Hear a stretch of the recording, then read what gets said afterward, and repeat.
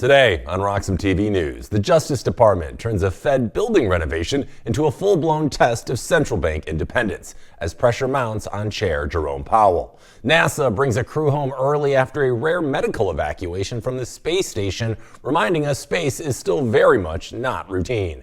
And the White House signals a pause on military action toward Iran, even as questions remain about what's really happening on the ground. Those stories, those stakes behind them, and why they matter right now on today's show. Let's get into it.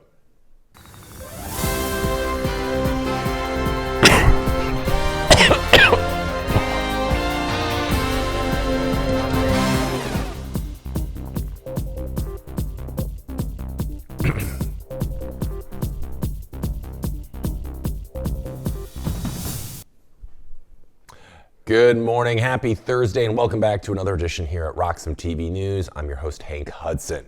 Our first story this morning is unfolding between Washington and Tehran, with global markets and allies watching closely. You see, after several days of rising tension, President Donald Trump struck a noticeably softer tone on Iran. Trump said he believes Iran's violent crackdown on protests is beginning to ease. He suggested that the mass arrests and executions feared earlier this week may not go ahead. Now, that marks a shift from recent days when rhetoric from Washington pointed toward possible military escalation. Trump said he has received indications that Iranian authorities are pulling back from their harshest measures. He added that the situation remains under close watch, but said there are signs unrest could subside without further bloodshed. Now, those comments came as Iran took a step that analysts viewed as a tentative signal of stabilization. Iran began reopening its airspace after a temporary closure forced airlines to reroute flights across the region. Now, that closure had fueled concerns about a broader regional conflict. Iranian officials have denied that executions were imminent. They insist the security situation is coming under control. Human rights groups, well, they tell a different story. They warn that arrests, intimidation, and violence against protesters remains widespread, even if the most extreme measures have not yet materialized. Trump said the U.S. would pause any immediate military action while assessing whether conditions inside Iran continue to improve. Now, he stopped short of ruling out future intervention, but instead he framed the moment as a wait-and-see situation dependent on actions taken inside Iran rather than words alone. Markets reacted to the softer rhetoric, though cautiously. Oil prices fell as fears of imminent U.S. strikes eased. Stocks edged higher while some safe haven assets pulled back slightly. Investors, however, remain careful. You see, Trump's assessment depends on developments inside Iran that remain difficult to verify. A renewed crackdown or a sudden shift in U.S. tone could quickly bring geopolitical risk back to the forefront. Now, why this should matter to our audience at home is about restraint and uncertainty. You see, moments like this show how quickly global tensions can escalate and how quickly they can cool, often based on incomplete information. For now, the immediate risk appears lower than it did days ago, but the underlying instability inside Iran means the situation remains fragile, not resolved. Moving on into the Arctic, far north of most global flashpoints, Greenland has become the center of a rapidly escalating geopolitical dispute. Donald Trump and Denmark now openly acknowledge what Danish officials describe as a fundamental disagreement over Greenland's sovereignty. Now, that tension came into sharp focus after high-level meetings in Washington between the United States, Danish, and Greenlandic officials. Now, Denmark's foreign minister said proposals that fail to respect Denmark's territorial integrity or Greenlanders' right to self-determination are totally unacceptable. At the same time, he emphasized that diplomatic dialogue with Washington could continue. Now, the talks included U.S. Vice President J.D. Vance and Secretary of State Marco Rubio, alongside representatives from Denmark and Greenland. Greenland's foreign minister made the island's position quite clear. They want closer cooperation with the United States. They do not want to be owned by it. Now, Trump has repeatedly argued that anything short of Greenland becoming part of the U.S. would be unacceptable. The deployments are deliberately small, but symbolically quite significant.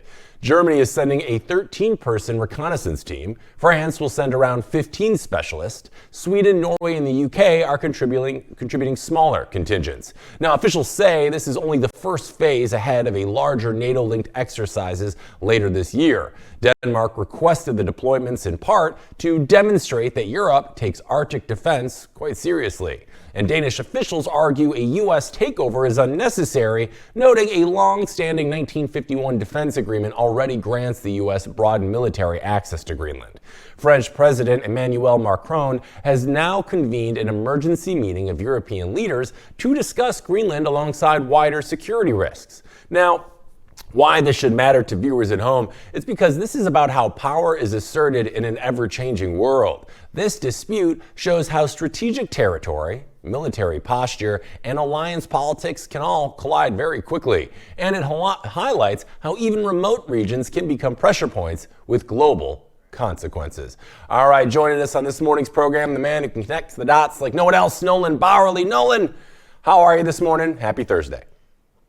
I love life, Hank. I was trying the new studio out today. It went well. We're feeling rejuvenated. We're out of our mourning period of Scott Adams. We're starting to feel a little more alive again. And so we're on top of the news today. We're on top of it. Love to hear it. So let's get into this first story this morning. What are your first thoughts on this Greenland story? We have European NATO allies are bringing troops that seem kind of symbolic in nature to protect the security of the Arctic. What's your beat on this? Well, I'll start with a Matt Taibbi article this morning on his Substack. I don't know if you're familiar with Matt Taibbi. I think he is one of the great journalists in America. And he, first of all, talked about it in the context of all this NATO stuff that you're mentioning here, these different NATO forces going to secure Greenland, everyone talking about how NATO is the big factor in all of these calculations. And what he says is, why should we mourn NATO, right? He says NATO is history's most expensive self-licking ice cream cone. And he goes on to say that basically they found new wars, they found new things to do ever since the Soviet collapse, because they need to justify their existence. And when you go a little deeper, you start to realize that Greenland is actually one of the last vestiges of the old world colonial model, right? They don't really have their own money. They don't really have their own sovereignty. They thought they got their sovereignty in 2009, and that's what supposedly they got, like a lot of other post-colonial nations did in the 1960s. They're the last to be transferred or transformed into a sovereign nation, formal colonial subjects that transformed into sovereign nations. And so that never happened. And when they got their so-called independence in 2009, we saw that wasn't the case yesterday because, of course, the Danish had to come and hold their hand at the White House because I guess Greenland, they were worried, they were afraid. Now, go one step further. I said yesterday, we talked about this a bit about America growing, and if you're not growing, you're shrinking. But here, I'll take away all the bluster from what's going on. It is Trump against colonialism. But when you're not growing, go back to that concept. America is in a major debt problem. There's very few options to get out of this. And one of them is to grow the amount of real estate and wealth that is held within the borders, within the physical borders. Now, as Bitcoiners, of course, we don't think that's the long-term solution. So all the stuff about its military, its Russia, China, probably not the real crux of why he wants it and why he's insisting on ownership is more important than leasing, because all of these are a composite of his motivations. It is a little bit of Russia, China. It is a little bit of strategic defense. But really, and it is a little bit about the minerals, but it's not just that.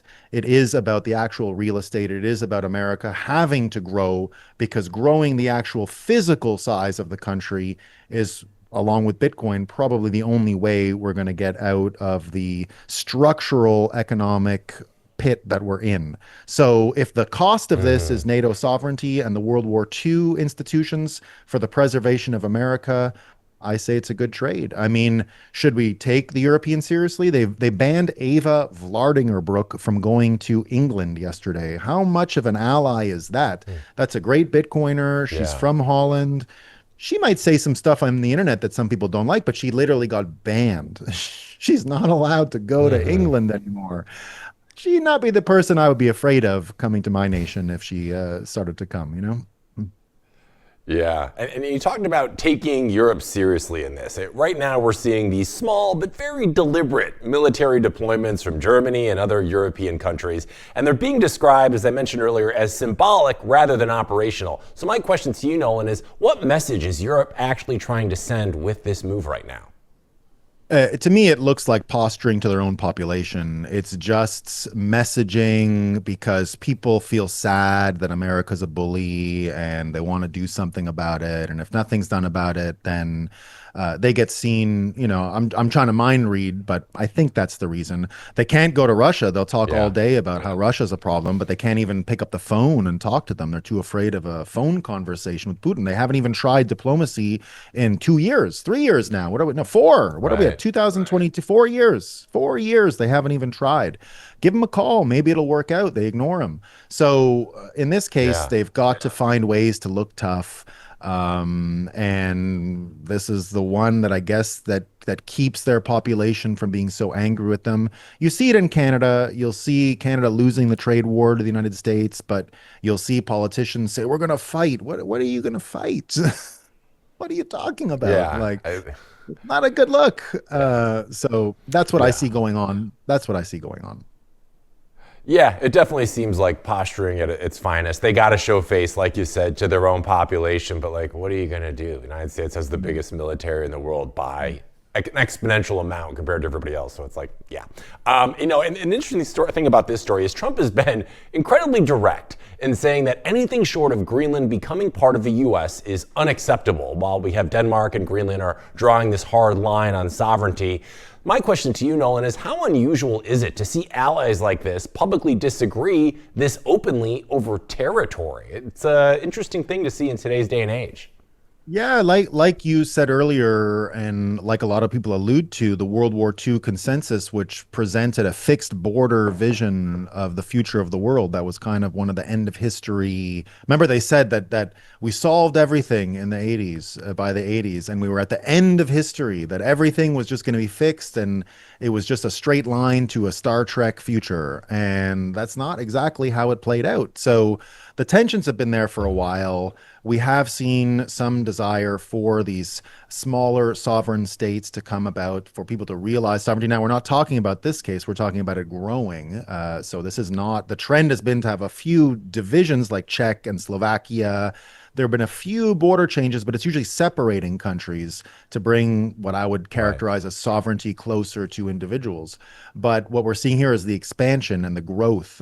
So how normal is it? Like I said, the World War II consensus is coming apart at the seams. America is certainly aligning, not in principle and on teams necessarily with Russia and China, but they're aligning with them in terms of the real economy and extraction. One of the important notes about this is that America and Russia are talking about whatever peace plan comes out of Ukraine might involve an economic incentive for the Russians to be helping Americans in Alaska develop different resources. If you remember, when Trump was supposed to meet with Putin, there were people who brought out Hmm. graphs and images of something Kennedy was working on, which was the Bering Strait Bridge. They were going to build a bridge between Hmm. Alaska so you could actually drive. You can actually take like an RV trip to Siberia, you know? So I think we're Yeah, going to be everybody taking wants RV that. trips to Siberia. Yeah, I think the Siberian RV lots are about to get a bunch of cornhole and footballs getting thrown, and, and that's coming their way in Siberia. They better get ready.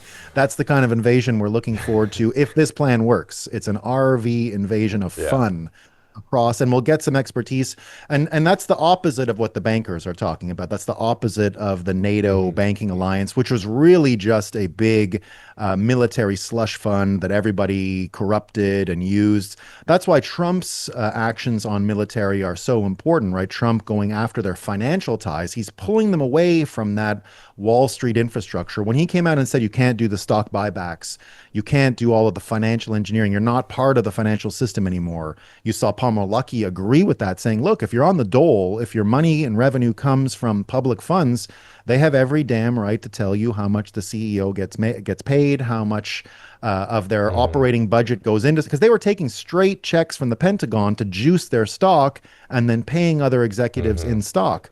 And so that's not the world going forward. The world is back to engineering principles. You saw yesterday Elon Musk open a new lithium plant. He's now in the rare earth refinement business. That happened yesterday. It's 3 years to build the whole thing, and it was done. And it got a lot of people asking. I think Chamath said, these motherfuckers just get everything done. What is up with them? And, you know, it's a good use of swearing that did it. So I share it with you.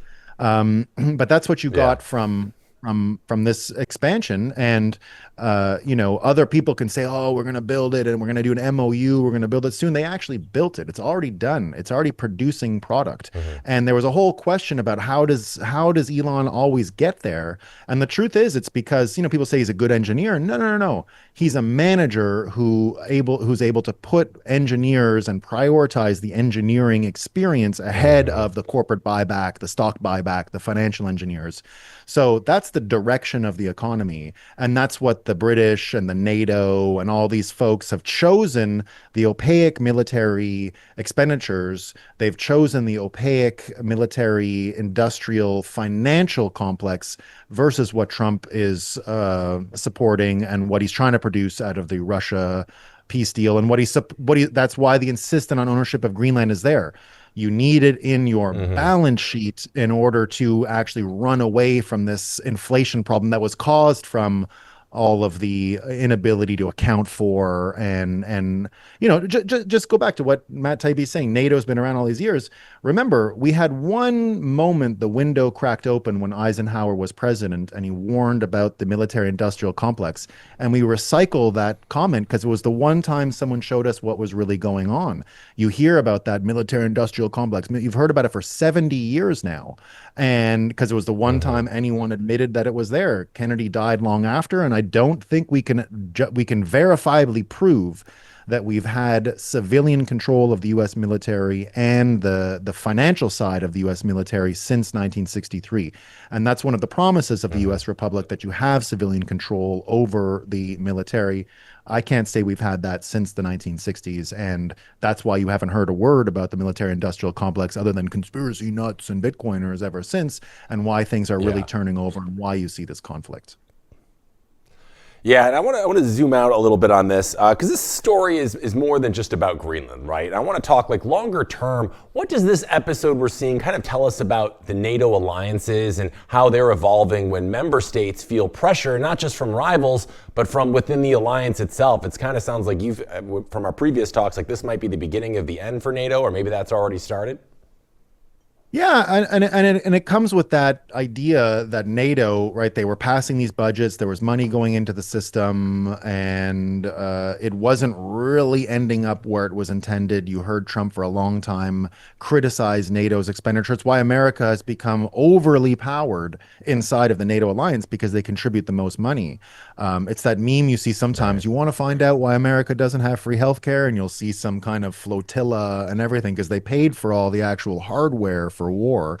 Now, I'm 100% not for a military-industrial complex, so I find it a funny brag, but that's what this is. The cost of violence is changing. The cost of these weapons are changing. The type of weapons we use are changing. It probably can be scaled down one notch. You probably don't need these huge structures. I mean, think about, you've heard from Denmark for a little while now about flying saucers, they say, and they say, oh, it's drone attacks or it's the Russians.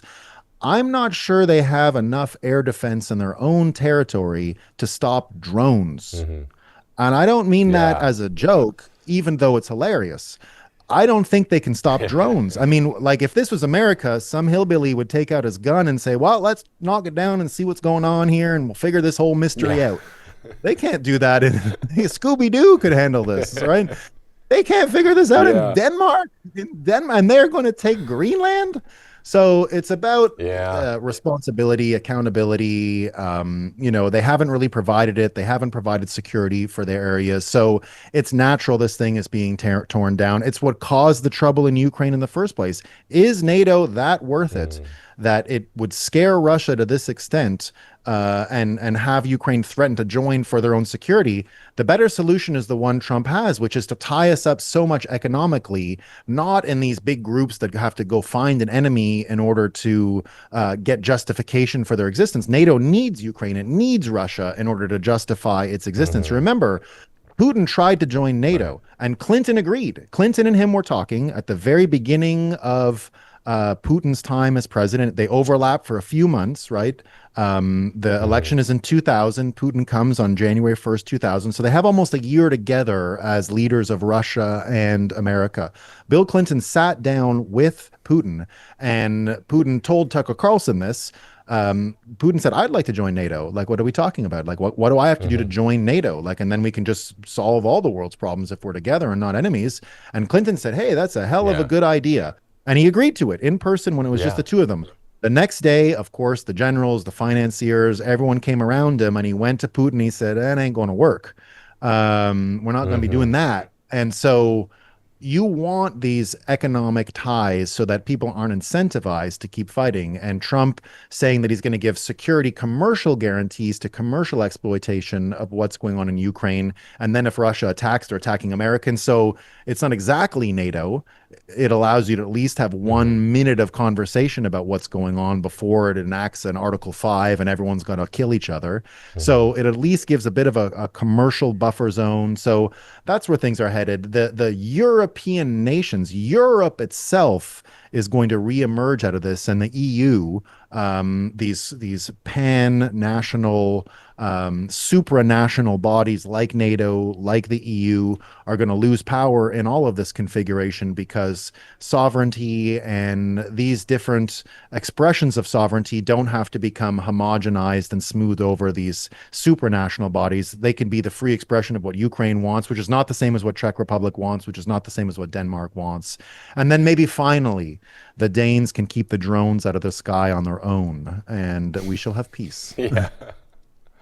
Yeah, I mean, this situation is certainly seeming to put the geopolitical playing field in a bit of a mixer right now. And I can't help but think about how public perception in other parts of the world is right now in regards to this, because I can't imagine everybody's on board with how the U.S. might be going about things right now, even if it might be the best way to do it. But I do think it is being reflected right now, as we're going to talk about that in our next story, as airports and hotels are filling up around the world and have been since last year.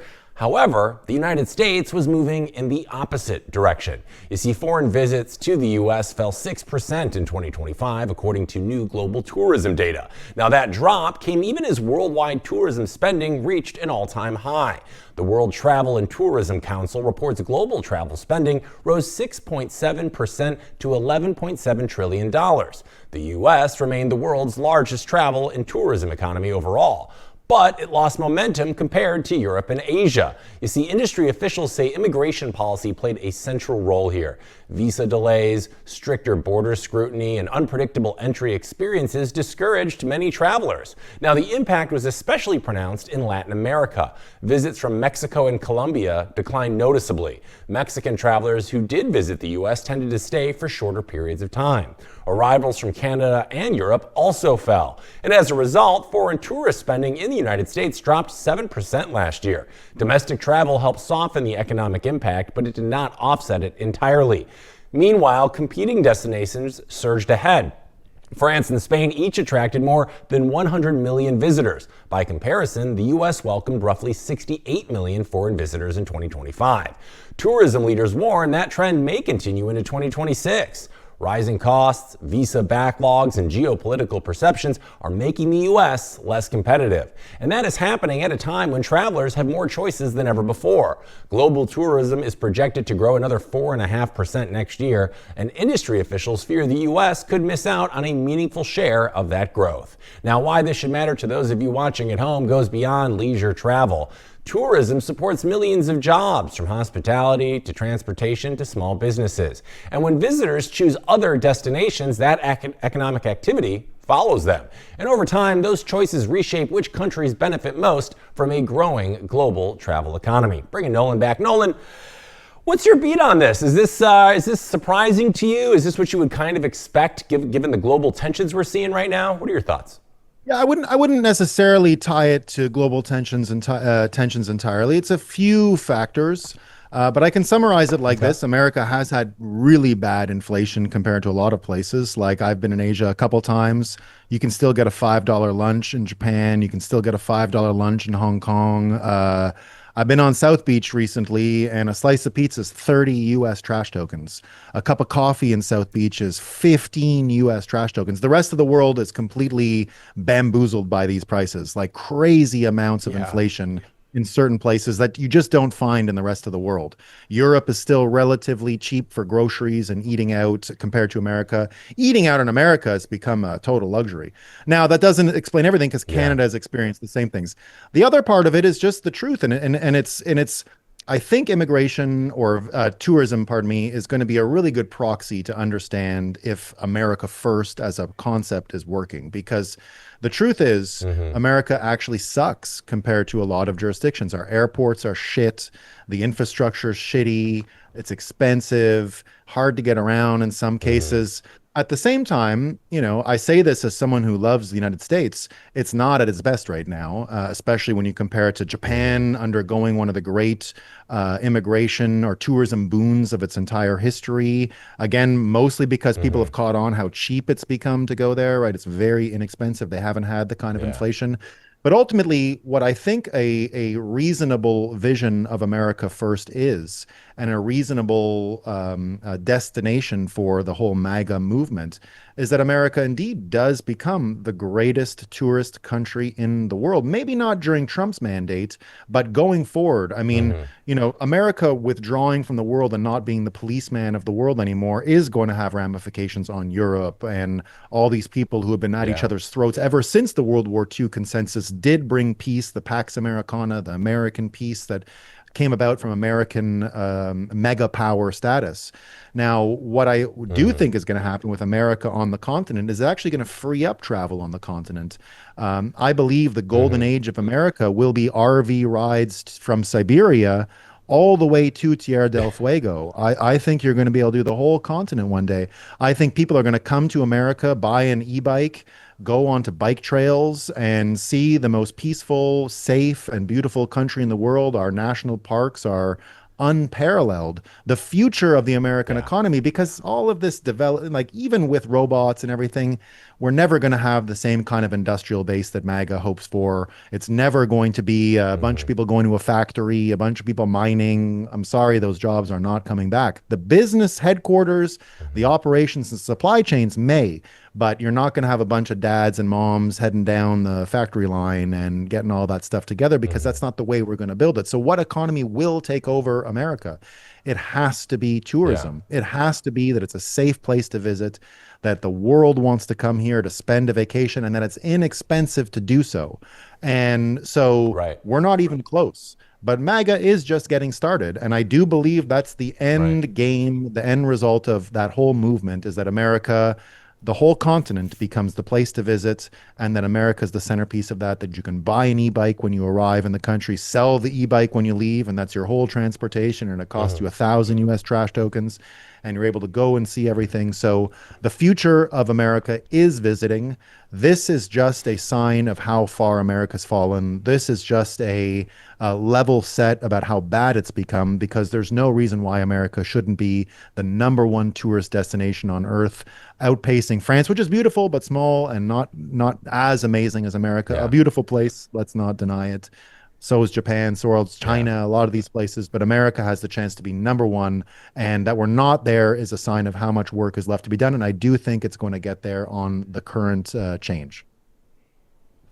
Yeah, if only someone would just make America great again. It'd be so nice. And I'm really excited about this Siberia superhighway you're talking about. And you're also right, like we have the most, I think, like diverse topography of like any nation in the world. Pretty much we have deserts and mountains and plains. Like we got it all here. So there's no reason that we shouldn't be the #1 tourist destination every single year. Because like you go to like Switzerland or something, you're going for the mountains. You go to France, you're usually going for like the wine fields. In Paris, we've got it all over the place. So yeah, absolutely. But until we get back there, you know, as the story mentioned, we do have countries like France and Spain attracting over 100 million visitors each per year. So my question to you, Nolan, is right now, what are they doing differently that's making them more competitive as destinations right now? Yeah, it could be the visa entry stuff. It could be the easier way of entering. It might be that. Japan relaxed their rules, especially for China, but they've gone back on that. So the Japanese rules might change quite a bit because they were heavily reliant on Chinese tourism. You hear a lot that there's places like Venice that wants to ban Chinese tourism because there's so much. So I would say practically, yeah, you have a lot of restrictions now on Chinese nationals entering America. China's such a big economy and such a big country that their own national appetites of where they travel are enough to sway international numbers. So I would say that, and you need permission to get out of China. You can't just go anywhere. You have to say where you're going and then they let you to go. Depending on a number of factors. But I would bet that their government is also involved in some of the restrictions on Chinese coming over. I know the Chinese numbers for students are down. I know Trump's threatening the student visas in his negotiations with China. So I agreed. Other places are doing well, but I think they have their own issues as well. I know for a fact that in the Bitcoin world, I'll be in Dubai in 2 weeks. For Satoshi Roundtable, which is an old event, very expensive ticket, usually only tracks big Bitcoin whales. It's been around since the beginning. Now, they will not go to a place like Paris because of the violence and the difficulty and the kidnapping and everything that goes on with Bitcoiners. They've been targeted. There's like 20 of them, I think Jameson Lopp said. So they have their own security issues, right? So these people are only coming to a place like Dubai. America probably has similar problems to France. But France's are pretty pronounced. You remember Kim Kardashian was kidnapped as well. This is something that goes on over there. Yeah. So I would imagine, look, they might be getting parts of the tourism business, but they're already losing parts as well. I don't think America is in a position necessarily to pick up that business right now. That business is going to Singapore and UAE and these other, very police state oriented structures because of the security question. Right. America just doesn't offer that much security compared to those places now. So I would imagine that America does have to fix, just like France and other places, their crime problem if they ever want to get these numbers up. And I think we'll get there. I think we will get there. Yeah, I remain optimistic too. I think that's some of your optimism rubbing off on me. I think we're hopefully headed in the right direction in some of these arenas, and we'll hopefully be bearing those fruits soon enough. All right, I want to move on to our next story here, Nolan, that's going on off the coast of Southern California as a SpaceX capsule splashed down sooner than planned. You see, NASA's Crew 11 mission returned to Earth early after a medical issue aboard the International Space Station. Now, the 4-person crew landed in the Pacific Ocean near San Diego, and the mission had originally been scheduled to last about a month longer. NASA said one astronaut developed a serious medical condition while in orbit. Now, the agency has not disclosed the astronaut's identity or medical details, citing privacy rules. Now, the crew spent nearly 10 hours traveling back to Earth inside a SpaceX capsule. Because that capsule was their only ride home, NASA opted to return all 4 astronauts together. The crew had been in space since August, and during that time, they completed more than 2,600 orbits of Earth. Their early return leaves the International Space Station temporarily understaffed. Only 3 astronauts are now aboard the station. A reduced crew limits the number of scientific experiments and maintenance tasks that can be performed. Now, NASA says the next crew rotation is scheduled no earlier than mid-February. This marks the first time since 2000 that a U.S. space station mission ended early due to a medical emergency. And the incident highlights both the risks of long-duration spaceflight and the importance of rapid return capability. Now, why this matters to our viewers at home that aren't in space is because this is about preparedness. As humans spend more time in orbit and plan longer missions, emergencies will inevitably happen. And how quickly crews can respond may define the future of space exploration as much as the missions themselves. We're bringing Nolan back. Nolan, it's a rare occurrence for a space station mission to end early due to a medical issue. So, help set the context a little for us if you can. How unusual is this, and why did NASA decide the safest move was to bring everybody home all at once? Well, I don't know the frequency or the usualness of it, but I will say, and I'll almost go the opposite of what you're saying, that the long durations in space and how do we deal with preparedness. I think that the other equation of the tourism in space is going to create even more need for this, because apparently going up in space, I remember when Katy Perry and all those ladies went up there, they said after how sick they all got, right? They said they all got, I didn't, it's like apparently way worse than seasickness. Like some people really just go up there without, if you don't do the G-force training and all that stuff, it's not like it's, oh, I'm flying and I'm in space. Apparently you get violently ill and your whole vestibular system and your balance, apparently it feels way worse than a hangover and being drunk as far as your lack of equilibrium and your vertigo and all that. So already the training to stay up there for a long time seems like a lot. And it seems really hard on the body. Like there's a physical limit to what we can do and a physical limit to what goes on up there. I think we're going to experience it more at the short duration, because I don't think Katy Perry did the spin around and the ride. You know, you got to go on the amusement park rides and spin and, you know, get all kinds of induced versions of a vertigo before you acclimatize to space. So I imagine it's a very hostile environment. I have no desire to travel to space as a tourist or to be on the space station for that reason. I hate seasickness, and I don't want anything that smells like it, looks like it. It's not my thing.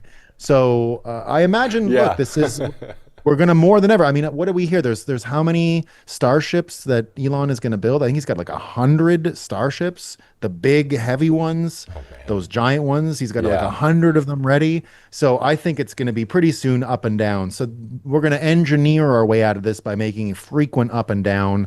I think this is just a factor right now for how much hardware we actually have. The February docking schedule is probably going to turn into weekly docking schedules pretty soon. And the people that are trained up to spend a lot of time in space might be just these edge cases like we saw. But I would say, you know, 5 months in space is probably enough anyway. Yeah, no, I'm on board with you. I have zero desire to go to space. I also get incredibly seasick, and space sickness sounds horribly worse. Just imagine throwing up in space. It's just going everywhere. It sounds awful. Oh, stop. I've heard about it. Just the worst. You've heard about it.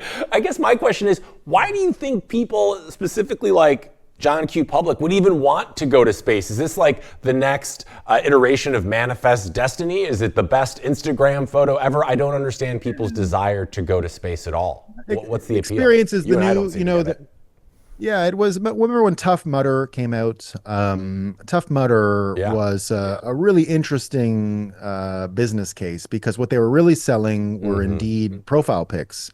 And that's why you ran through the fire and you ran the tires. And their slogan when they were out fundraising was "Experience is the new luxury." And they actually used a Rolex watch to sort of prove the point that like their folks would spend more money on experiences than a Rolex watch. And I think this is that. I think this is the experience is the new luxury. And I think that we're going hardcore into that. We're going warp speed into experience is the new luxury, because you know, even what we were talking about yesterday with the Warner Brothers thing and what movies might be, that they might become an actual experience of the passive enjoyment of movies. We might even recalibrate to that extent, that you might be, like you said, maybe wind and some smells, but I'm saying it goes even further, like holodeck experiences, like you're walking and you're talking and you're interacting with and you're experiencing it. So I think that with robotization, a truly efficient economy that does provide way more free time to people, and living on a Bitcoin standard is going to slow a lot of things down for us.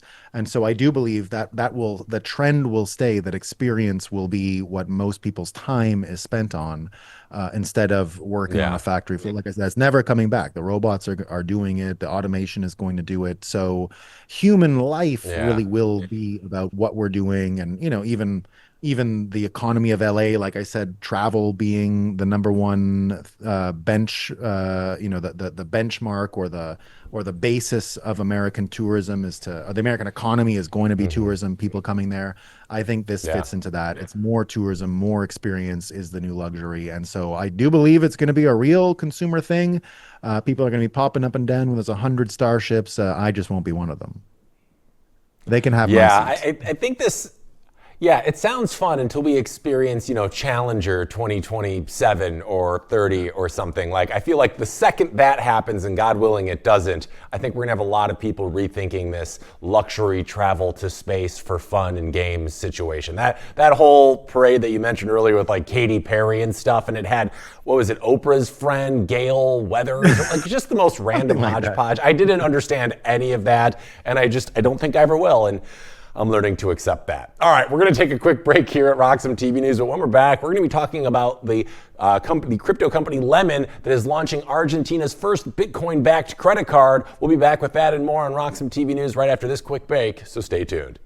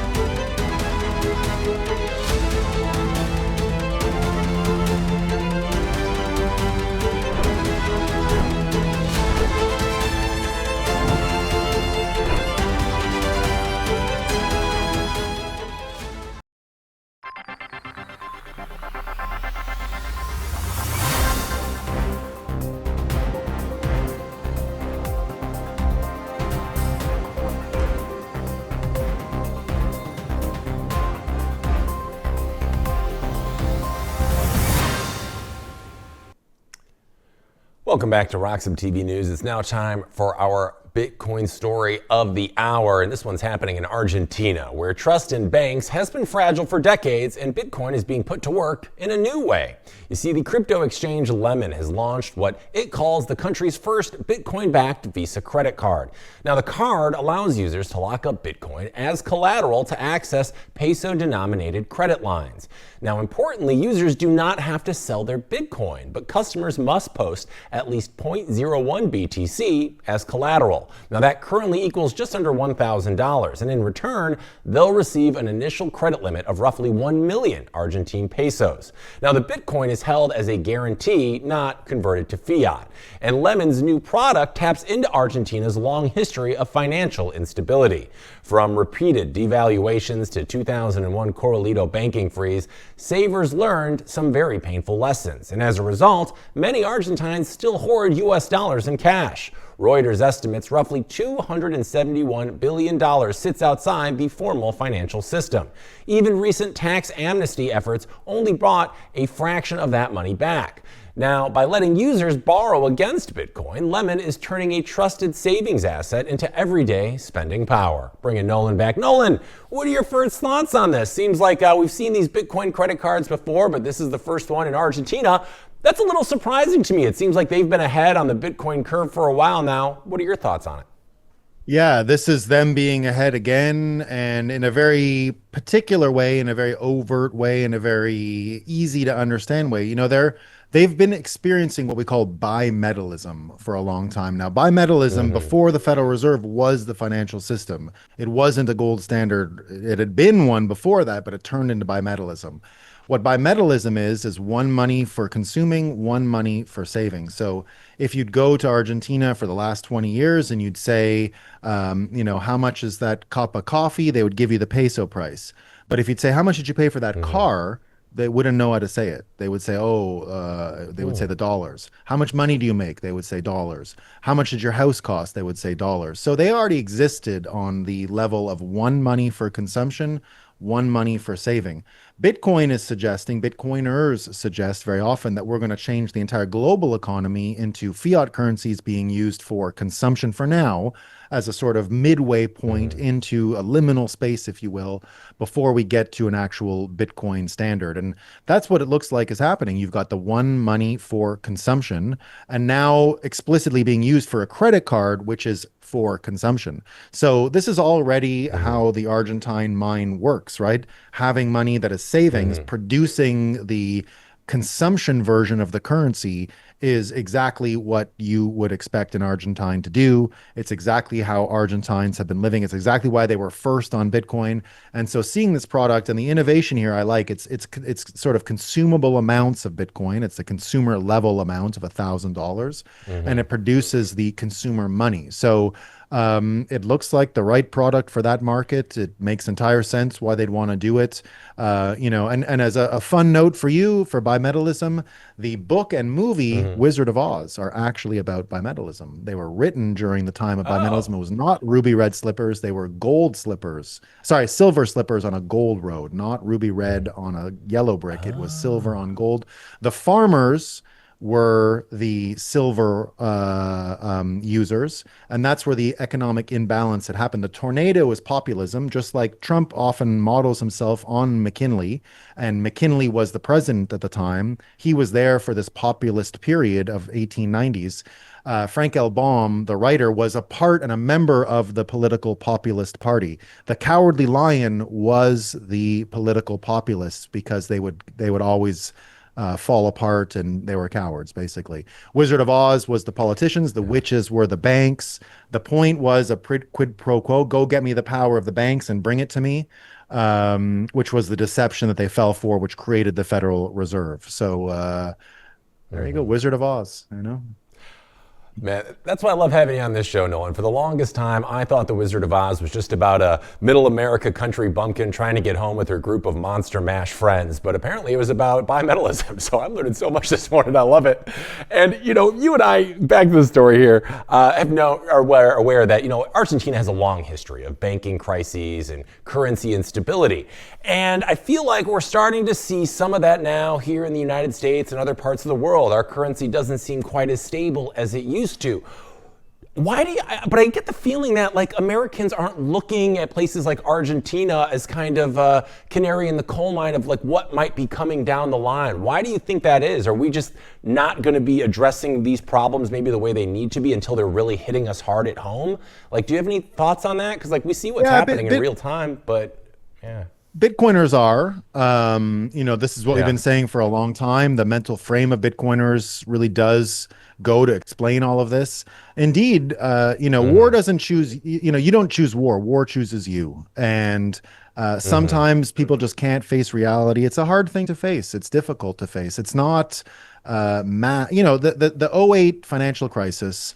That was the funny thing that you get out of Michael Lewis's take, that it took these offbeat people outside of the groupthink that was Wall Street to perceive it. Because the truth is, anyone with basic arithmetic and math could have seen the '08 financial crisis coming. What you needed was the Mm-hmm. hypnosis, the hypnotic effect of a crowd all agreeing with you in order to delude your thoughts on reality, to get you to believe that that was sustainable, that the housing, like imagine they believed housing couldn't go down.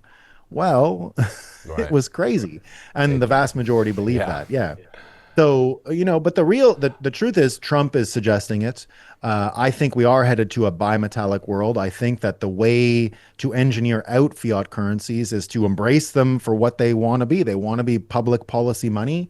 They're going to be food stamps. And that's what fiat should be. It should be food stamps. It should be a money to consume, a money for consumption.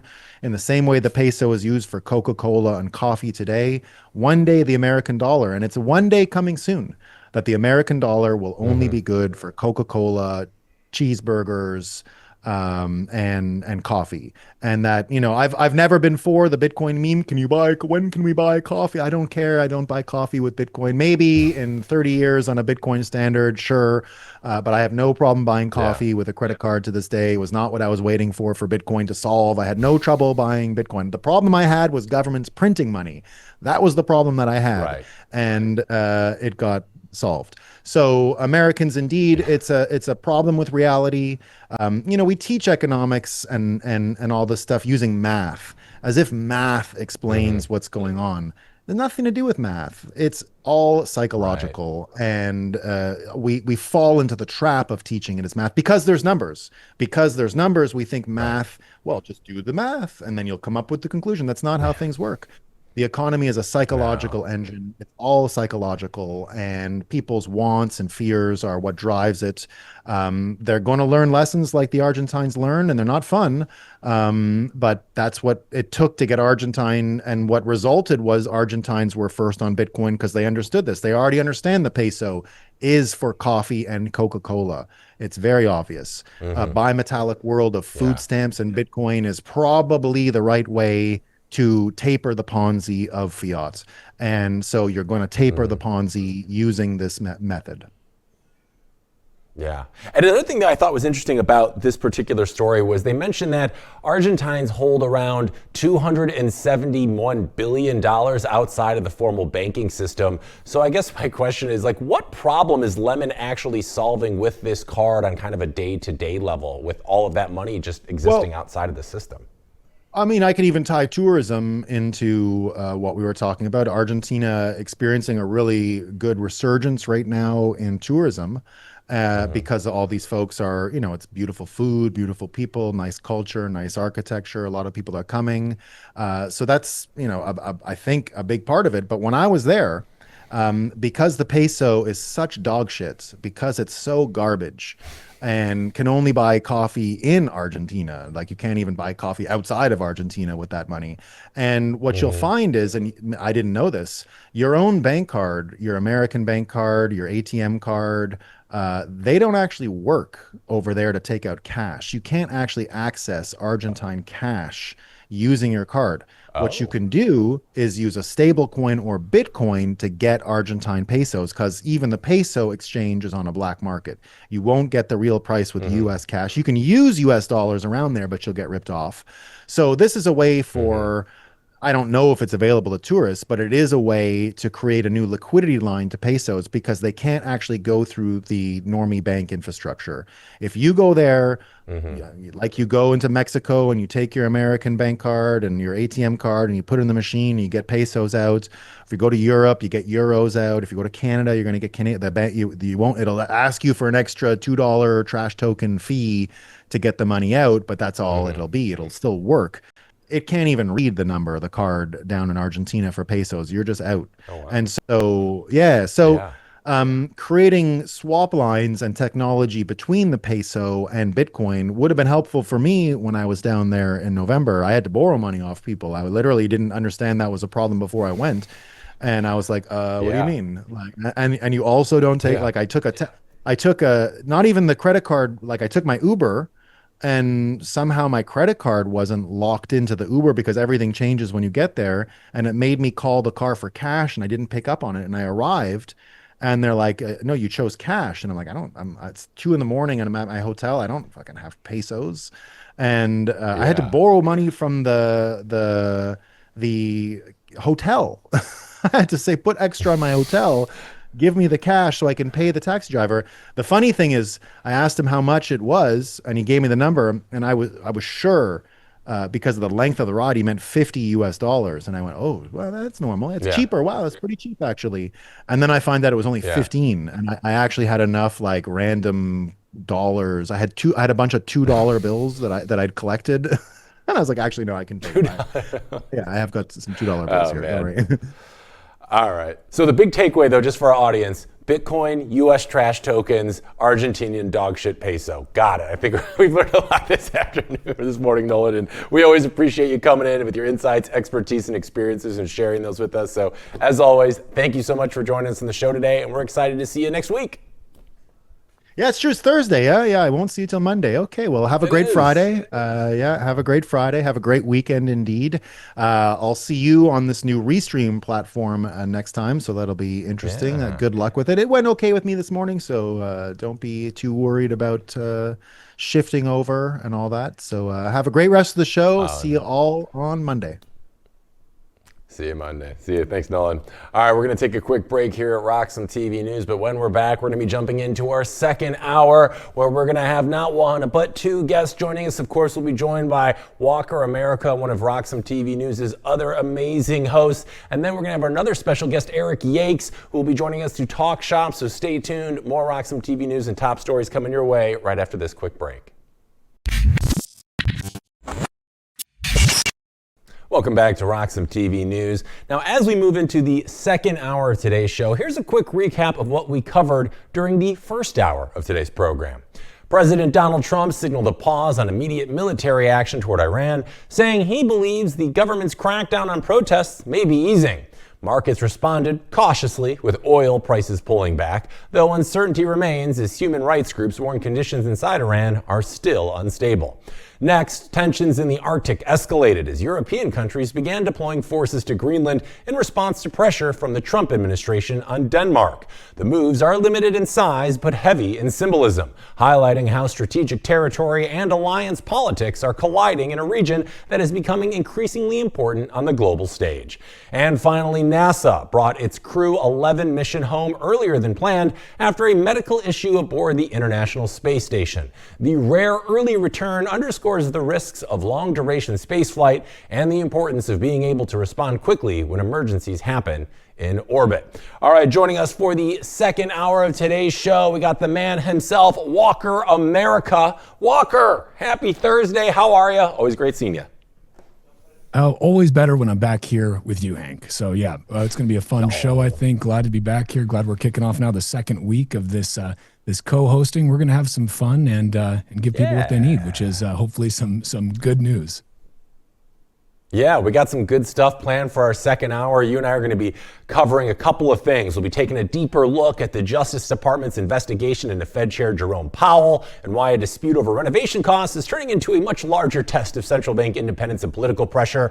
Then a flashpoint inside the Bitcoin world as Michael Saylor's reaction to a straightforward question ignites a debate about influence, accountability, and how corporate Bitcoin strategies are modeled.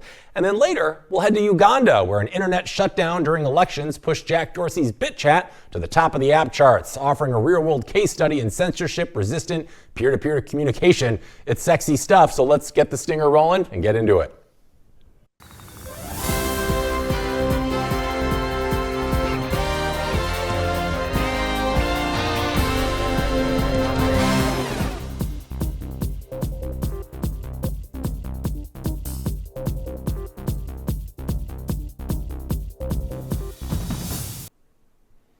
All right, welcome back. We're going to start with the top story of today's second hour, and it's going on in Washington. What began as a dispute over renovation costs has steadily evolved into a broader and more consequential institutional test. The Justice Department's criminal investigation into Federal Reserve Chair Jerome Powell has entered a sharper political phase, even as President Donald Trump says he has no current plan to remove him. The probe centers on Powell's congressional testimony last June regarding cost overruns tied to a major renovation of the Federal Reserve's historic headquarters in Washington. The project, initially estimated at $1.9 billion, ultimately rose to roughly $2.5 billion.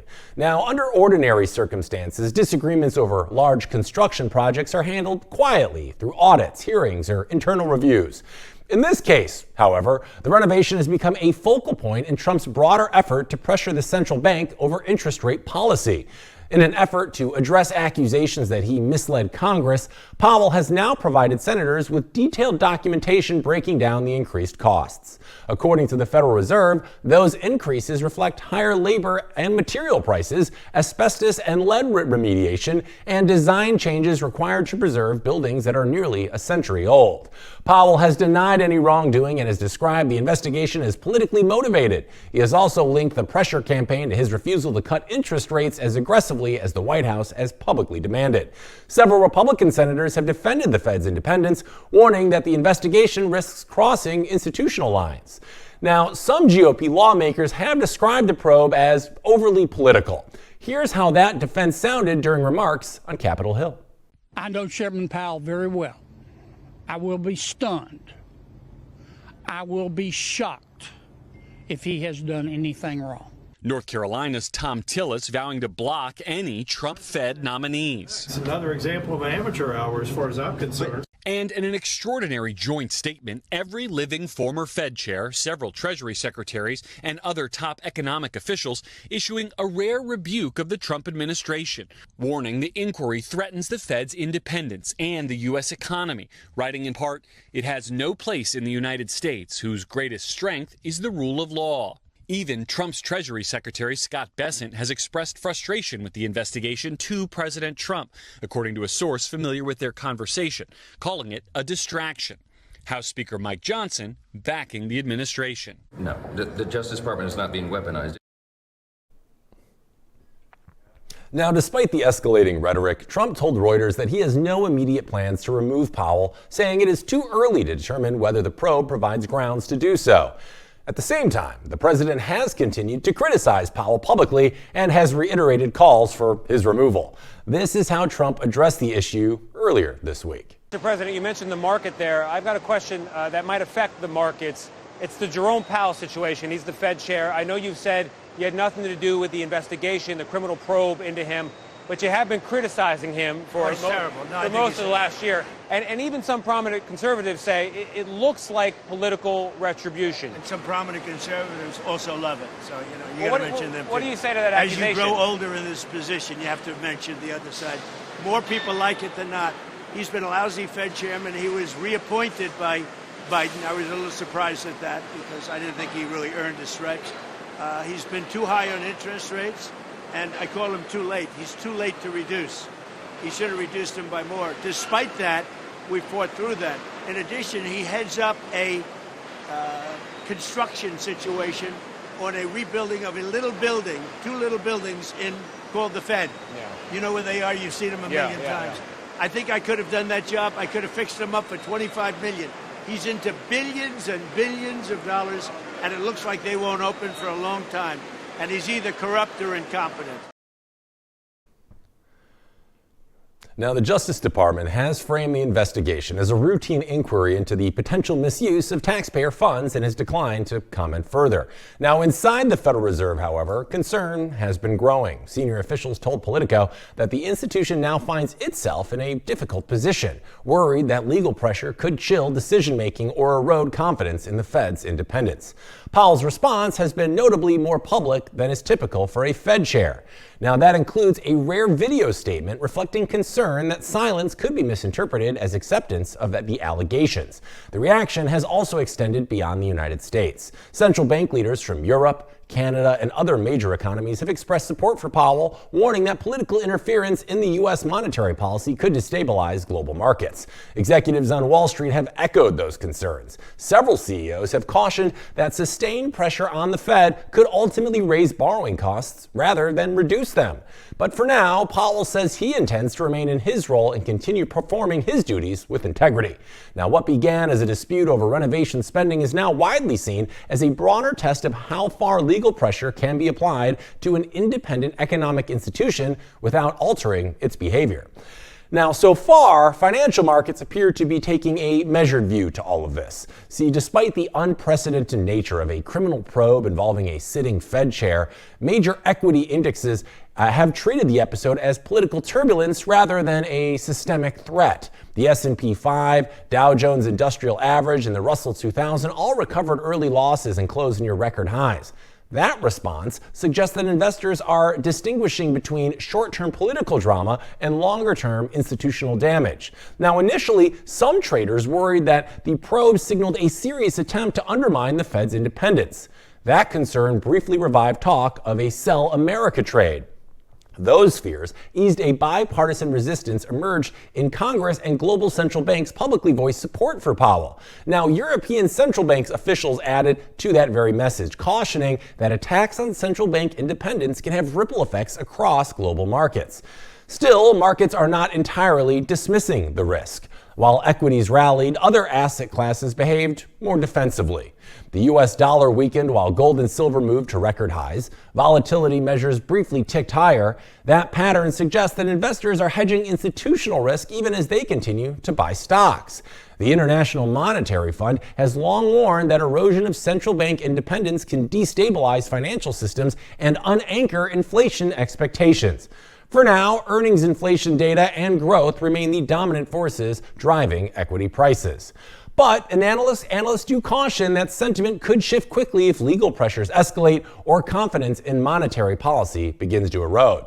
And another way to understand this investigation is as a test of the Justice Department itself. The probe is being led by Jeanine Pirro, the U.S. Attorney for Washington, a former Fox News host and longtime Trump ally. That background has drawn scrutiny from legal experts and former prosecutors. Historically, false statements cases tied to congressional testimony are pursued only when broader misconduct such as fraud or self-dealing is suspected. Now, former Justice Department officials say the Powell case appears to lack that traditional foundation. That has led some to describe the probe as unusually aggressive by historical standards. The investigation also fits a broader pattern critics see in Trump's second term, in which prosecutors have pursued figures the president has openly criticized, even as several high-profile cases against Trump's critics have collapsed in court. Viewed through that lens, the Powell probe becomes less about renovation costs and more about institutional boundaries. It raises questions about whether prosecutors are sufficiently insulated from political pressure and whether future officials might hesitate before testifying openly before Congress. Now, according to CNN, the investigation is now creating tension within the Trump administration itself. Senior White House officials have privately expressed frustration over how quickly the probe escalated. Multiple sources say the inquiry caught top aides off guard and required days of damage control aimed at calming markets, lawmakers, and foreign partners. Officials had reportedly hoped to avoid a confrontation by waiting out the final months of Powell's term. That strategy, however, changed once subpoenas were issued after limited engagement with the Fed. Even Treasury Secretary Scott Bessent was described as frustrated by the development, and Republican senators publicly warned that the investigation could destabilize markets and complicate confirmation of a future Fed chair. Privately, some officials questioned whether the probe could have waited until Powell's term ended in May.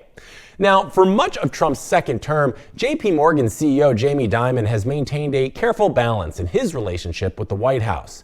He combined public restraint with private influence while selectively supporting aspects of the administration's economic agenda. That balance appears to have reached its limit.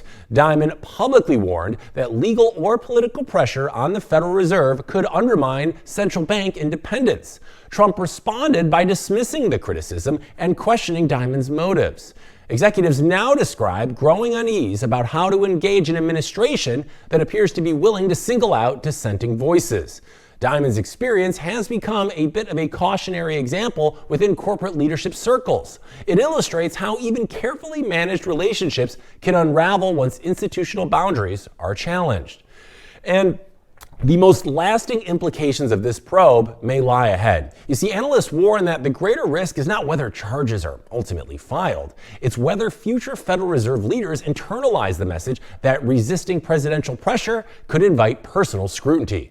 Even without a conviction, sustained legal pressure can influence people's behavior, and over time, central bank independence can be weakened, not through formal changes, but through precedent and uncertainty. And I want to give you my quick take on this because when you step back from the politics and the personalities, what stands out to me is how much weight institutions quietly carry until they're tested. You see, this investigation didn't begin as a challenge to monetary policy, but it's drifting in that direction. Markets, for now, are choosing to believe that the system will hold, that long-standing norms around central bank independence won't be crossed, and history suggests those norms don't disappear just overnight. They tend to erode slowly, often through moments that feel manageable in isolation. If this probe fades without consequence, confidence may recover quite quickly. But if it doesn't, the effects are unlikely to show up immediately in stock prices or headlines. They show up later when policymakers start weighing not just economic data, but personal and institutional risk. That's a subtle shift, but an important one. Because once monetary decisions begin factoring in politics or legal pressure, markets aren't reacting to policy anymore. they're reacting to uncertainty. All right, joining Walker and I to talk about this, we got the man, the myth, the legend himself, Eric Yates. Eric, happy Thursday. Great to have you back on the show. How are you?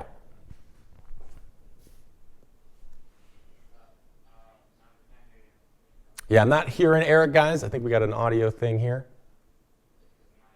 It's his mic. Okay. Eric, I think something's going on with your mic, buddy. We're not hearing you just yet. He's just trying to build the suspense, I think. I think so too. He's a little dramatic. We've had him on the show before. It's all in good fun, but we're not getting the mic yet. We're trying here. Just some technical difficulties. Gentlemen. Should we try? There he is. Eric, how are you? Welcome back to the show. Great having you on. What's up, guys? I'm ready to rock. Let's chat it up. What are we talking about? Well, we're talking about this whole situation with Donald Trump putting pressure on Fed Chair Jerome Powell because of these alleged construction costs, but people think that might not necessarily be the real reason he's doing it, because Fed isn't acting in accordance with what Trump wants right now. What are your initial feelings on this ongoing story? So Fed independence is something that I don't want to describe this in a way that's too tinfoil hat, but I do think the reality is, I've always viewed Fed independence as a farce, right? There isn't, there are balances. I don't think it's something where there's some sort of quiet unilateral cabal that's making decisions. I think it's much more complicated than that. But I think it is as simple as that the Fed is certainly not independent, and the Fed is a political institution. I wrote about this in my book a decent amount in one chapter when I was trying to describe how is the Fed governed? How are decisions made? How are people appointed? The structure of the Fed is basically there's two governing boards. There's the Board of Governors, and then there's also the FOMC committee. And the Board of Governors is a group of 7 elected officials, and they're appointed by the president directly, and then ultimately elected through the Senate. And that is the primary board of governance. And then you also have the FOMC, which has more broad monetary policy objectives. And that's the Fed Board of Governors plus other elected officials within these Federal Reserve branches. And you could argue that that's a little bit more decentralized than how the Fed Board of Governors works. But once you get into governance, you realize that there is, a pretty strong majority that still exists from the Board of Governors. So it is a politically elected entity from the perspective of governance. And when you think about control of anything, whether it's a government, whether it's a company, you would think about it from the perspective of what's the economic control and what's the governing control. So we just kind of covered the governance, and we know that that's highly political. Economically, it's the profits of the Federal Reserve get swept into the Treasury. I don't think that's super meaningful, but I don't know what else it is. It's not private, and a lot of people refer to it as being private or quasi-private in some sort of way. And I don't think the evidence really just supports that in terms of the governance structure, nor the economics of where the money is going. And, we can get into the purpose of a central bank and everything that the Bitcoiners already know. But so just from a structural standpoint, it's obviously something that's politically biased. If we look at history with if we just think about what are the incentives of the organization, another thing I wrote about in my book was the second central bank within the United States, and this very famous political disagreement between an active president who was up for re-election, Andrew Jackson, and the chairman of the Federal Reserve, Nicholas Biddle, at that point in time. And at that point in time, the Treasury was also part of the Federal Reserve. And when the Andrew Jackson wanted to end this central bank. He was against it. He was campaigning as a gold bug. He was paying for campaign donations were being done in gold. He was paying for his campaign in it. And he's like, central banks are bad. He was pretty based. And he was basically at war with the central bank chairman at that point in time. And what happened was he started pulling all of the Treasury deposits out of the Federal Reserve and was setting those up for control under a new branch within the government. And that pissed off the chairman. And So what Nicholas Biddle did is he deliberately created an economic contraction at that point in time through credit contraction, and tried to blame that on Andrew Jackson as a way to hurt his campaign at that point in time. Like, that's a guy creating a recession for political motivations. He was ultimately charged with fraud because there was a bunch of other stuff he was doing with like payments that was like, against what he should have been doing. And he was removed and thrown in jail and, yada, yada. So like those are the incentives, right? Like, people want to be in powerful positions. People want certain motivations. I think today, in a much more mature environment, those incentives aren't nearly as direct as they were back then. But in terms of like Powell's motivations and in completing political objectives, he's certainly being swayed in different directions. And I just there's no belief that there's ever been any sort of Fed independence. And I think we're just like kind of seeing the tip of the iceberg pop out from under the water right now. Like, that's all we're seeing is Powell decided to take this battle public, and that's kind of funny, and that's kind of cool, and it's clown world kind of playing out. But yeah. Well, so first of all, appreciate the slice of history there. That was super interesting. And then Walker, to you, what are your initial beats on this particular story?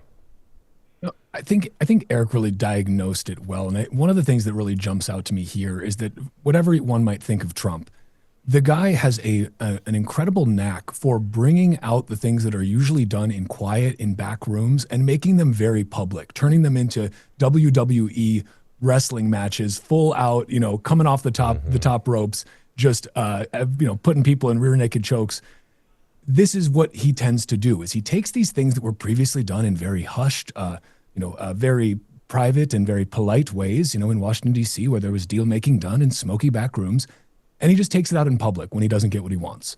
And that gives the American people, I think, just a really interesting view into kind of how the sausage is made. To Eric's point, is Fed independence really real? Like, if you go on the Federal Reserve's website, you'll see that they talk about how it's a public-private institution. And you read a little bit more of that, and it's like, well, none of what you're saying makes any sense. Like, this doesn't make any sense at all. We know that obviously politics influences this, right?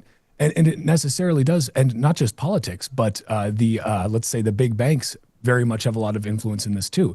Let's not forget there's a revolving door between the Federal Reserve, the Treasury, and Wall Street. This is very much a fact. You can just look at Janet Yellen's speaking fees that she gets and the fact that she went from being Fed chair to running the Treasury. So you can talk about Fed independence, but when you've got the same people playing on both teams that are supposedly independent, all of whom are ultimately trying to make sure they keep the big bankers happy so that they can have very high-paying consultancy jobs after their tenure, well, it just becomes a little bit of a joke. And I think as you zoom out a little bit further, I hate to sound like a broken record, but it's one of these examples where Bitcoiners would say, like, Bitcoin fixes this. We've got a group of, to Eric's point, they are appointed, right? They're not democratically elected. They're appointed. Then their appointment has to be confirmed by Congress, right? Who are democratically elected. So there's like some tangential democracy happening there, I guess.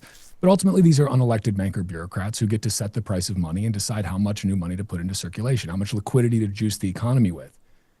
And that just doesn't, we've got a lot of, all of history since the creation of the Federal Reserve in 1913 officially, and, prior to that, obviously, the meeting on Jekyll Island, which sparked the whole thing.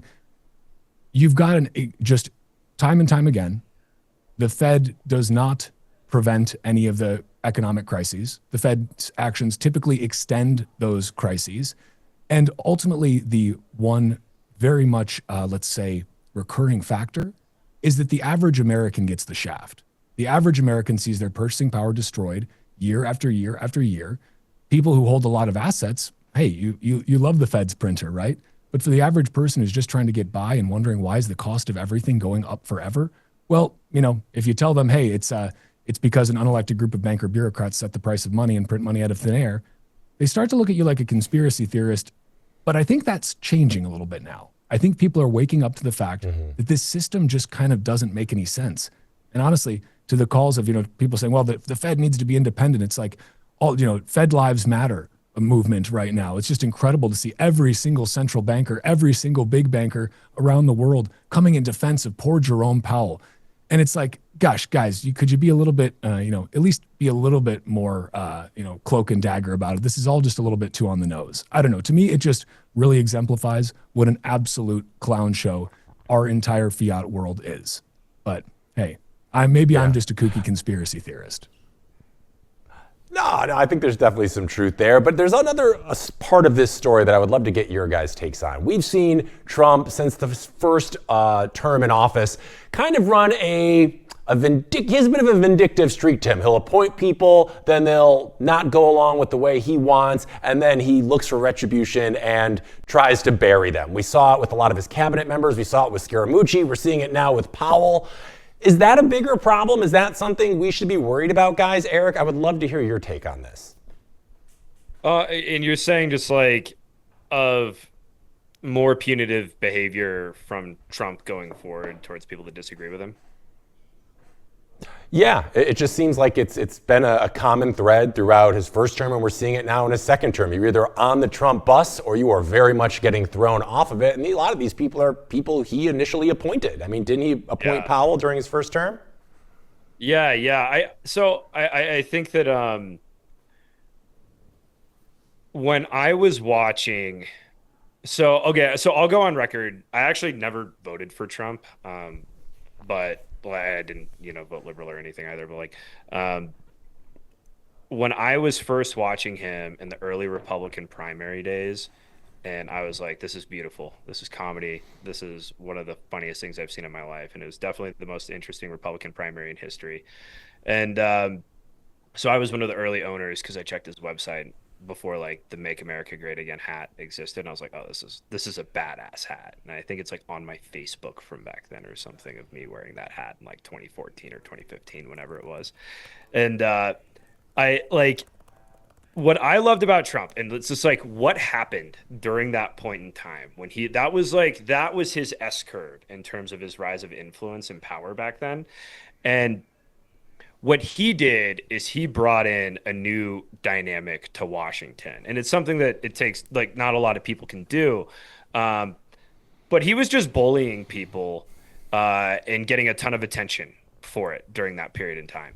And nobody ever knew what he was going to do next. And like that has always been Trump's primary force of power politically, is that when people don't know what to expect from you, it makes things very hard for them to react to what you're going to do.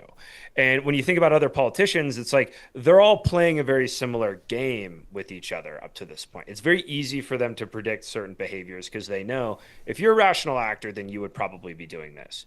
When Trump introduced completely irrational behavior into the political environment, it ended up being he kind of like cut the Gordian knot. He cut through all this complexity of strategy that politicians are always doing. And he just said, okay, well, now I have this irrational power. And that irrationality is giving me a ton of power within the public. And now you don't know what I'm going to do.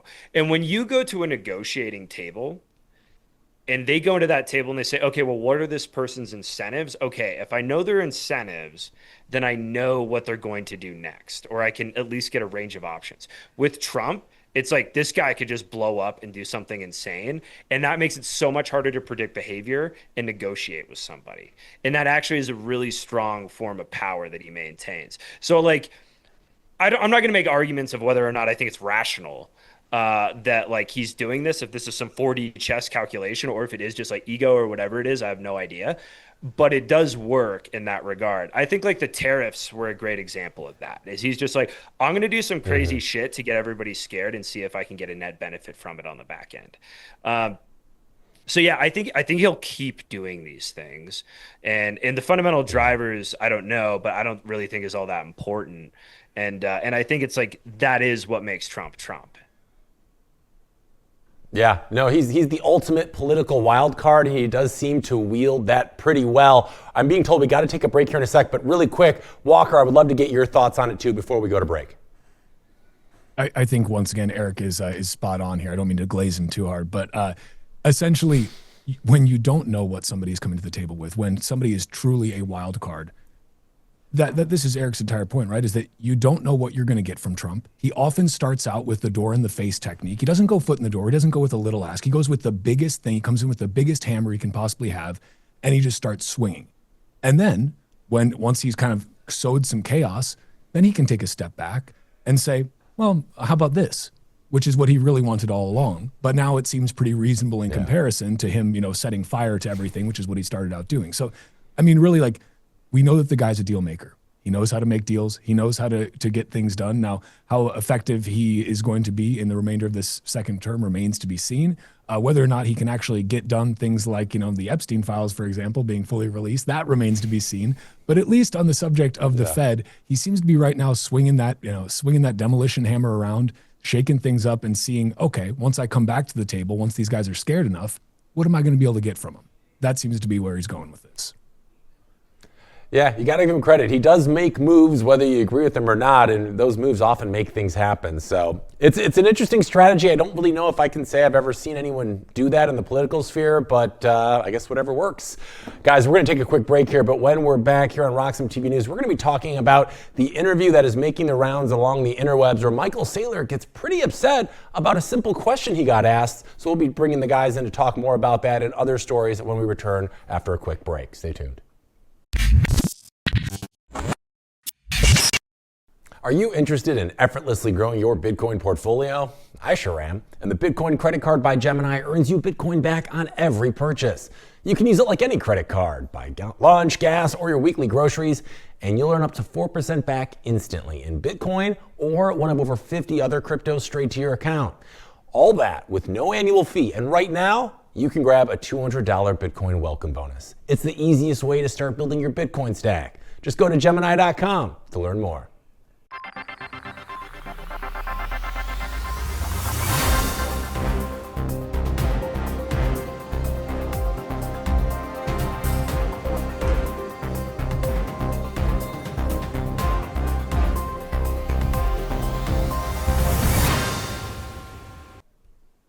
Welcome back to RoxomTV, everyone. The price of Bitcoin is 96,700 infinitely printable US dollars per Bitcoin. We're going to get right into our next story here and then bring back Hank and Eric. So you may have seen this if you've been on Bitcoin X, Bitcoin Twitter in the past couple of days. But Michael Saylor recently got a little bit, let's say, defensive when asked some questions on Danny Knowles' What Bitcoin Did podcast. Now, Danny asked a series of what seemed to be, to me at least, very simple questions about Bitcoin treasury companies, their playbook, and to which Saylor appeared to get quite a bit heated, maybe a little bit defensive, maybe a bit angry. Now, let's go ahead and take a look at the clip because it's going to be a lot better than me trying to describe it. The question I'm trying to get to, though, is like in 25, like you launching the preferreds, which I think are a really interesting product. Does that change the playbook for all these other companies? And how do they now compete against you now you have the preferreds as well? I take issue with your question. It's an ignorant, insulting, myopic question. Why do you frame things that way? We're not competing with each other. That's like saying, well, I heard my neighbor bought Bitcoin and I bought Bitcoin. There's not enough room for both of us to buy Bitcoin. We're competing with each other. Now, my neighbor's got to buy another crypto asset?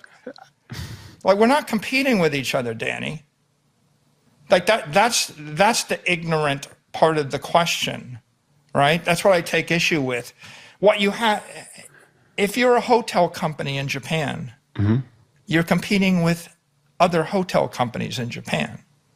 And the decision to buy Bitcoin is just a decision to improve the quality of your company. It's like saying how many companies can have electricity. I heard 200 companies have electricity, but there's one company that uses a lot of it. So do the other companies have to change their strategy? Dude, like, you think they had the same strategy? It's a silly question, and it's a myopic, ignorant, toxic framing of a question, and the result is you come to some ignorant conclusion. Okay, so there that was. We've got the guys back here, Hank and Eric. Eric, so right after, as this is all going down, You posted on X saying this is the most defensive and angry I've seen Saylor when he got asked a simple question about treasury companies. Can't have an intellectual conversation, dodges, intimidates, and draws false comparison. I'd like to get your reaction on this, Eric, first. I mean, yeah, what did you think about this whole saga?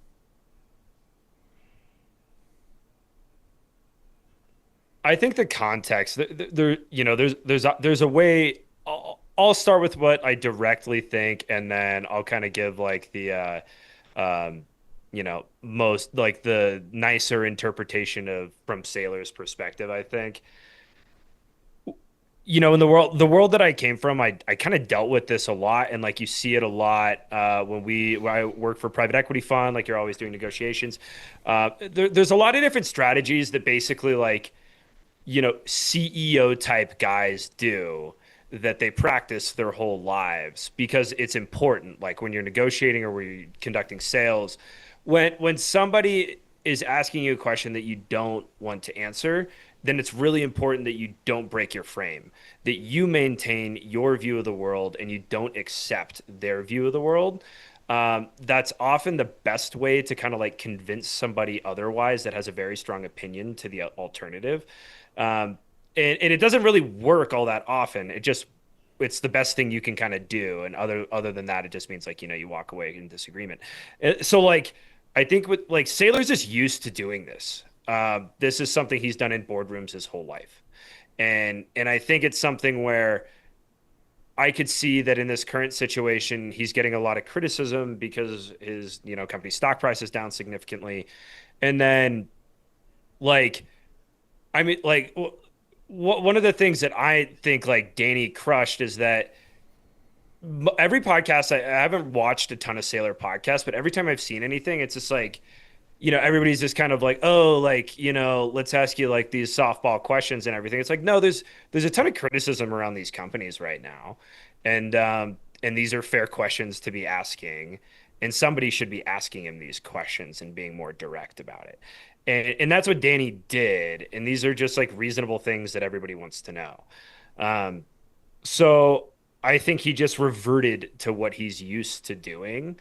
And I think that he didn't, because he was kind of being asked these publicly for one of the first times that, maybe the dude had an off day or something. I was pretty surprised that he didn't control himself a little bit better. But I just think that he's used to doing it. I think what I didn't like, and I think like, the worst interpretation of it is kind of like what I was tweeting of the amount of like false comparisons that he would draw. And like, I hate that. I think that that's just manipulation. Like that's what politicians do with everything. Like this whole like electricity comparison that he kept making to, a Bitcoin treasury company as a pure play company buying Bitcoin and issuing capital and acting like nobody's competing and everybody can buy Bitcoin. It's a false comparison that I think is designed to mislead people from the honesty of the question. And I think the honesty of the question is like, no. These things are all competing to raise capital right now. If you aren't another business, and he's like, Japanese hotels compete as Japanese hotels. And it's just like, yeah, so companies that only raise capital to buy Bitcoin compete with other companies that only raise capital to buy Bitcoin. Like that's what they're competing on in the capital markets. I think Jim Chanos made a comment along those lines directly on that tweet that I posted. And it's like, that's what I told Danny after the interview. I was just like, you should have pushed him on no, like you guys compete on raising capital, and Saylor's dominating in that. But so that was the biggest thing that rubbed me the wrong way. It's just like that's just not honest, and you really can honestly address this question. Saylor's a big boy. Like a lot of people that I think were kind of coming to his defense of like he's frustrated, blah blah blah blah blah. It's like, dude, he's a grown ass man. He can answer a question directly. I don't think that that's an issue. I think in his defense, it's really just like the dude is dealing with a ton of criticism nonstop. He probably had a bad day. He probably got a little bit more pissed off. I think that there's truth in what he's trying to get across from his framing of the question. Like, why are we even doing this in the first place? I'm not going to entertain this question. I disagree that you shouldn't entertain this question, but I do agree with the idea of just like, dude, Treasury companies buy Bitcoin.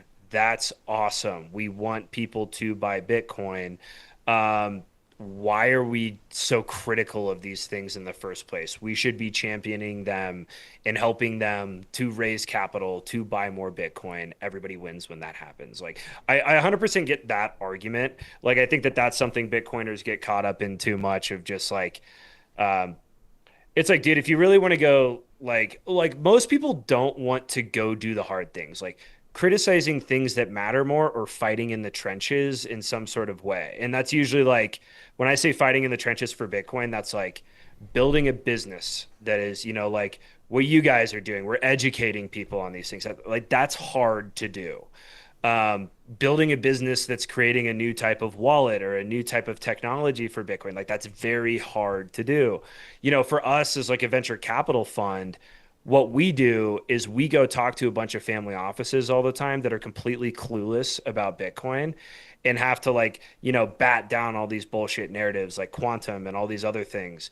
And like, that's how we fight in the trenches is we're like fighting to convince capital that it is valuable to invest in the infrastructure around Bitcoin. So like most people don't want to do these things. Most people want to pontificate effortlessly on the internet.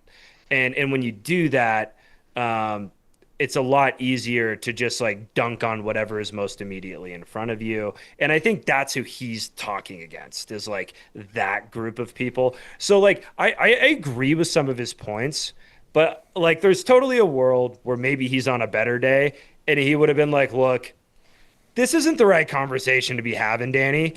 The reality is that there is competition for raising in the capital markets. Nobody really knows what that market size is today, but we know that it exists and we know that people are going to keep going after it until it doesn't. There's value in buying Bitcoin. There's value in raising a fixed form of capital that Bitcoin can outperform and extracting economic rent from that. And that's going to exist for some time. But the reality is nobody really knows what the size of that market is. And sure, it'll probably get competitive, but that's good. We want competition. We don't want monopolies. And next question, like he could have gone that direction. Yeah, and I would take maybe a slightly alternate approach there, just for the sake of discussion, which is, I think that my read of this was actually Saylor is maybe he had a bad day, maybe whatever. We've all been there. Saylor's still human, as much as like he may have done thousands and thousands of podcast hours. He's still human. But what I saw was more so a disconnect between timescales. I think that the frustration in Saylor comes from him saying, "Look, I don't actually care what happens last year or in this year in 2026. I care about what happens 10 years, 20 years, 30 years, 50 years down the line." And at that time, he's already looking into the future saying every company is going to be a Bitcoin treasury company because they're all going to have Bitcoin on their balance sheet. This is the end state.